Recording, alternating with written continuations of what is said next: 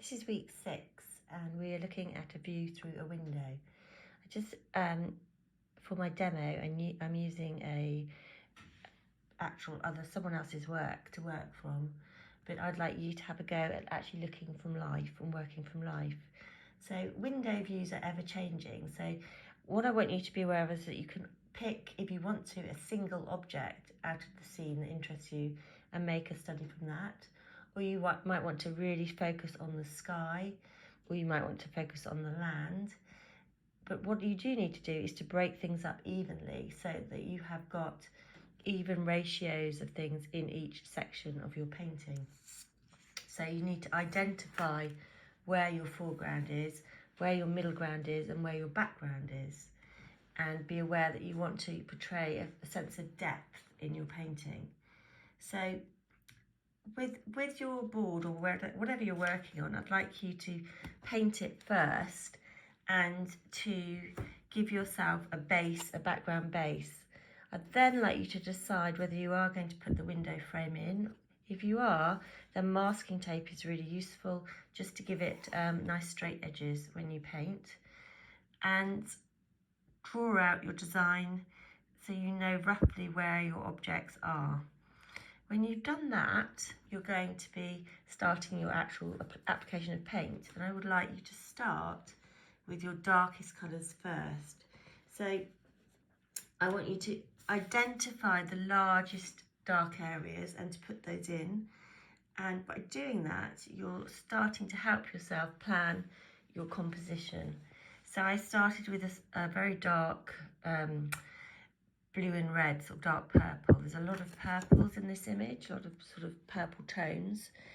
So when you've done that, work out where your next area of tone, of colour is going to be. And for me, it will be these red areas. So I'm going to mix up a red, a bit of deep red and vermilion red. And I'm going to be applying the paint quite thickly. And I'm going to use, obviously I'm going to use water, but not a lot. I'm really just going straight in with the paint and painting quite boldly. Some of you might want to have a go at working with a palette knife.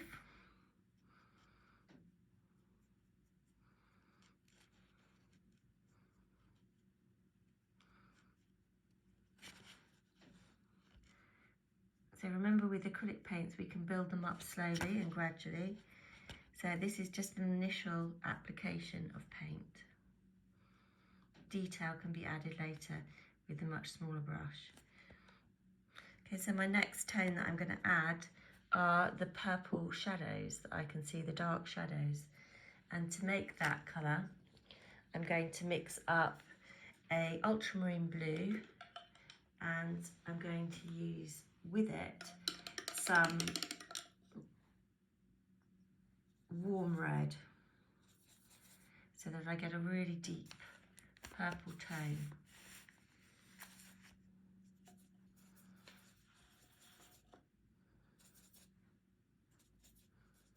So where the shadows are, I'm going to put them in again, making sure I've got a brush that isn't too large or too small, and thinking about where those areas are and placing them down quite boldly with my brush.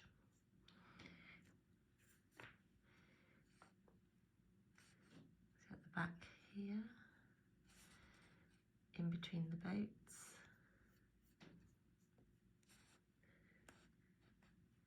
sides of the boats,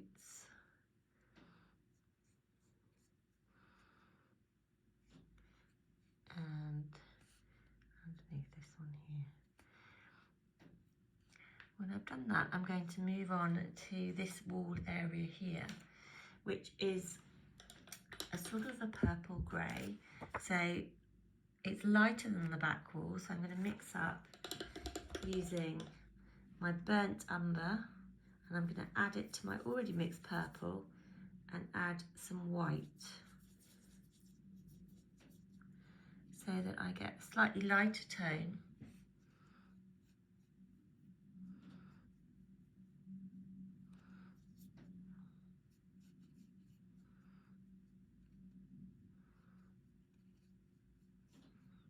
I'm going to block it in quite boldly where I see that tone.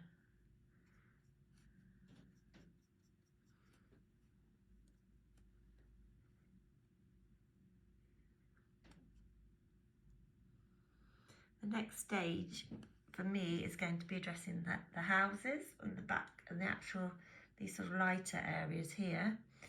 So again, there's a slightly purple tone, giving me a lot more white added. So I'm going back to the colour that I've already mixed, and I'm adding plenty of white and a little touch of cerulean blue, which is slightly lighter.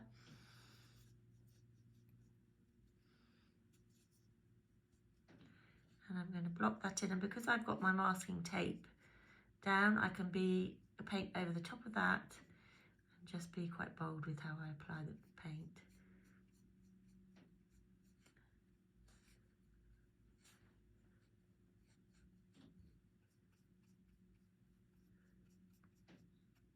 And remember that any sort of mistakes you make with acrylic, there's no problem because you can paint over and it will dry quickly. Some of you might want to try using a stay wet palette, which means you're wetting a little bit of tissue paper underneath your paint, and you usually cover it as well.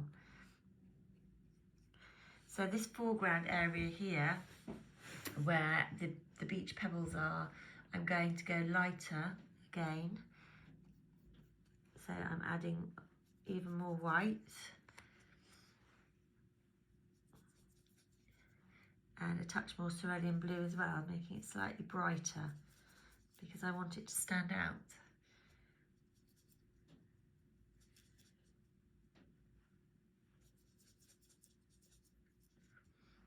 And then I'm going to block it in.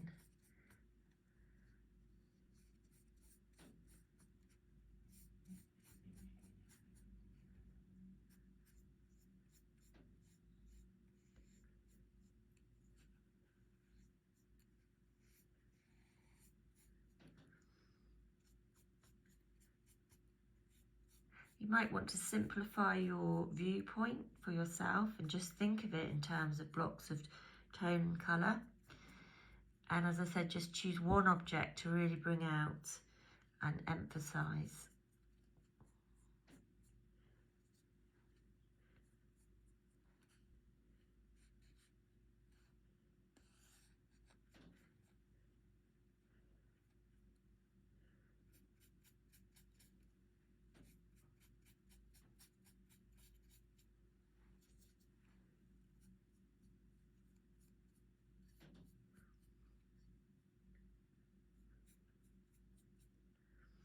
Right, I'm also going to put in this back wall here, which is a slightly in between the two.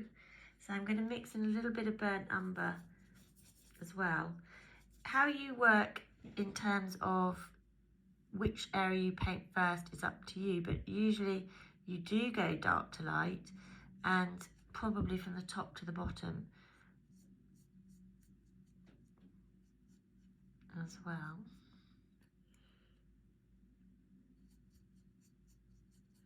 So I'm really just being blocky and just putting down the colours very, very sort of basically. Now I'm going to move on to the boats, which are again lighter too. Obviously on the outside, but in the inside they're darker. So I'm going to paint the darker inside areas first. And I'm going to use a smaller brush. And I'm just going to block in to suggest the insides of the boats.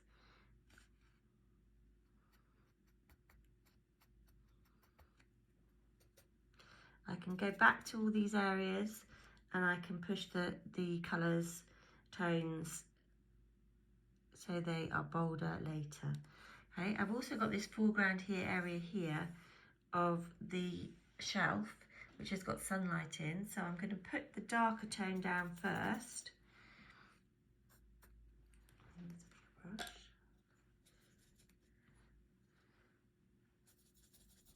Which again, I want it to be standing out from the window frame itself. So when you've got several different objects in front of each other, you want to think carefully about which ones are in the foreground. So this windowsill is in front of the actual window frame. So when I'm painting the boats themselves, I'm going to use white paint with a touch of yellow.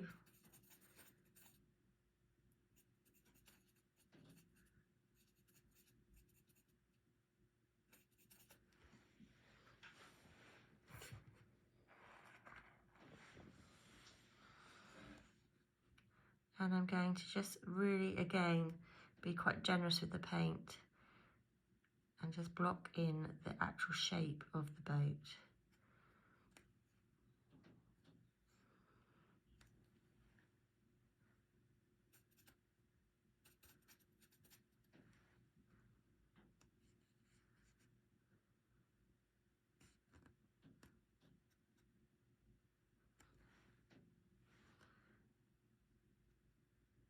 Again, I'm using quite thick, generous paint to help me apply, especially in the foreground.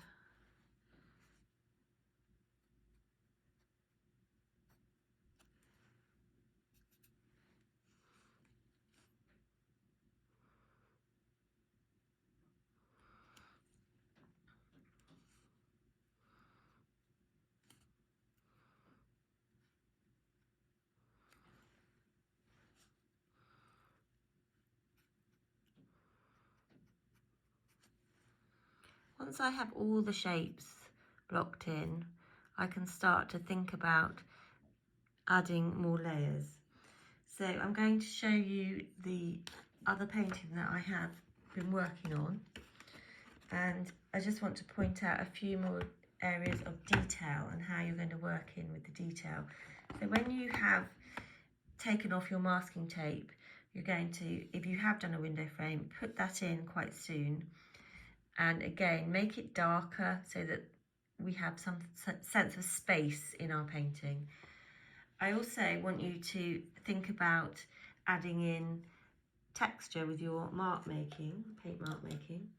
So for instance, for the pebbles in the foreground here, you're going to just do quite generous dabs of paint just to bring that foreground out and to show that the surface of it is not smooth, it is textural. The same with the back wall as well. You've got slightly lighter tones than your initial colour painted in, but not as light as your foreground, so that you're getting, again, a sense of space and depth. Also think about contrasting colours. I'm going to bring in some brown mixed with purple, some burnt umber mixed with purple, just to give some contrast to the purple, so it's not all purple. Little details that you're going to be putting in, and edging, such as the window frames, you need to really think about the size of your brush and to go for a much smaller brush so that you have more control over drawing in tiny details like this. Okay.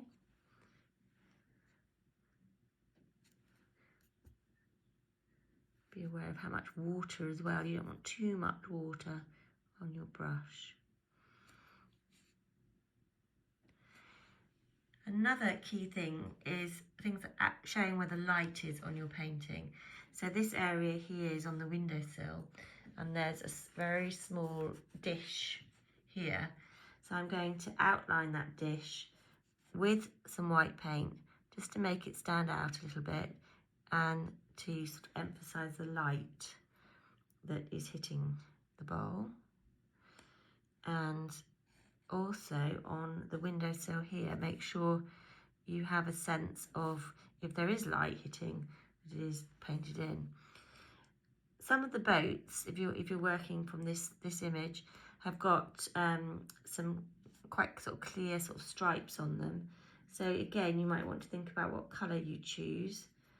So I'm going to mix ultramarine blue and cerulean blue and just bring in a little bit of detail just to make the boat stand out a bit more.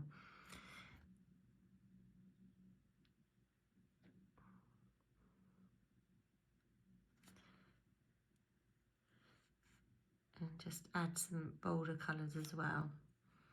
I've also put in some foliage by the window, which I'm going to apply very thick paint, again, to sort of bring that out in front of the boat itself.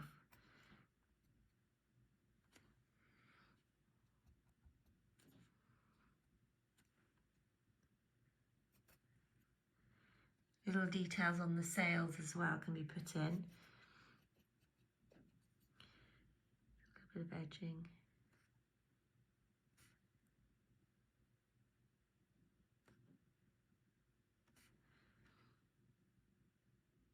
So with this painting, really take your time to think about the spatial sense of the window frame, the windowsill, the view outside the window, and spend time looking, because you're working from life, really looking at the tones and where your brightest areas are and where your darkest areas are.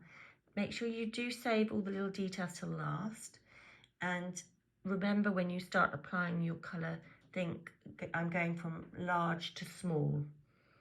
Okay, good luck everyone. Thank you for watching.